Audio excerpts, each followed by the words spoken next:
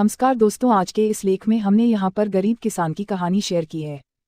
किसान कड़ी मेहनत करके अनाज पैदा करते हैं। किसान बहुत मेहनती होते हैं। इनके जीवन में कितनी भी कठिनाइयाँ आ जाएं लेकिन ये हार नहीं मानते हैं। आज हम यहाँ आपको इन्हीं मेहनती किसान की कहानी बताएंगे, जो सुनने में शायद छोटी लगे लेकिन इनके पीछे आपको एक अच्छी सीख मिलेगी। आपको इसे पूरा जरूर पढ़ना चाहिए। किसी गाँव में एक किसान रहता था। इस संसार में वह बहुत ही गरीब था। उसके पास जमीन का एक छोटा सा टुकड़ा था जिस पर वह खेती करता था। उसका गुजारा अत्यंत कठिन तरीकों से होता था। एक दिन सूरज की गर्मी चरम सीमा पर थी, परंतु किसान हमेशा की तरह खेत में काम कर रहा था। पसीने से लथपथ किसान बुआई के लिए खेत जोत रहा था। इसी बीच खेत में खुदाई करते समय जमीन से एक बड़ा सा लकड़ी का बक्सा मिला। किसान ने सावधानी से बक्से को निकाला। पहले तो उसके समझ में नहीं आया कि बक्से का क्या करें। आखिर उसने बक्से को खेत के बाहर रख दिया। उसे साफ करके जो रोटियां वह घर से लाया था वह बक्से में रख दी और अपने काम में जुट गया। दोपहर को जब वह खाने के लिए रोटियां निकालने के लिए बक्से के पास गया तो हैरान रह गया। उसमें रोटियां ही रोटियां भरी हुई थी। तब किसान को पता चला कि वह जादुई बक्सा था। उसमें जो भी चीज़ डालो उसका 80 गुना होकर बाहर आता।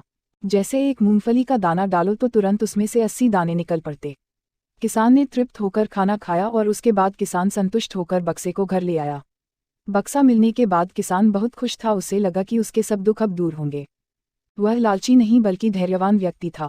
उसने बक्से का दुरुपयोग नहीं किया। उसे जब भी किसी चीज़ की जरूरत होती तो बक्से से तुरंत प्राप्त कर लेता।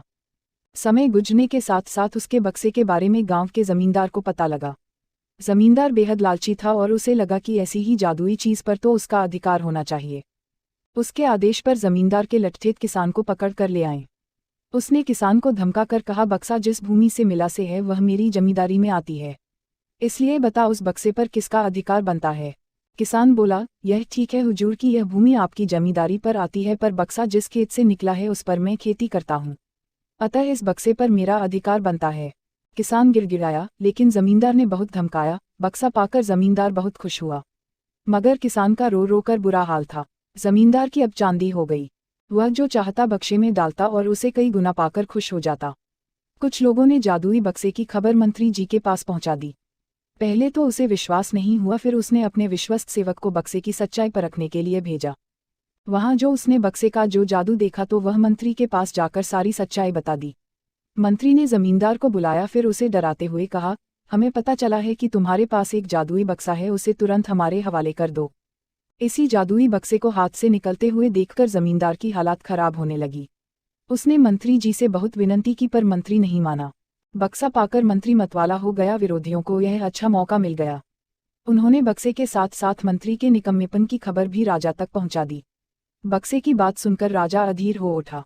वह अपने सेनापति के साथ मंत्री के घर जा पहुंचा। उसने कहा, देश की सारी जमीन राजा की होती है, इसलिए जादुई बक्से पर भी उसी का हक है। मंत्री ने बिना देरी किए बक्सा राजा को दे दिया। जादुई बक्से को पाकर राजा प्रसन्न हो गया। सबसे पहले राजा ने जादुई बक्से की मदद से अपनी खजाने की वृद्धि की, फिर राजा को उस बक्से की सुरक्षा को लेकर चिंता हुई। राजा हर कीमत पर उस बक्से को अपने साथ रखना चाहता था। राजा ने सोचा कि इसका रहस्य ज्ञात करना चाहिए कि आखिर इस बक्से में है क्या। यह जानने के लिए राजा उसमें प्रवेश कर बैठा। जब बाहर निकला तो उसके पीछे पीछे 80 राजा बाहर निकले। असली राजा का कुछ पता नहीं चलता था। वे राजसिंहासन में कब्जा करने के लिए एक दूसरे से लड़ने लगे। यह जानकर किसान को बेहद दुख हुआ। वह अपने आप को कोसने लगा कि कितना अच्छा होता कि मैं बक्से को जमीन में ही गड़ा रहने देता।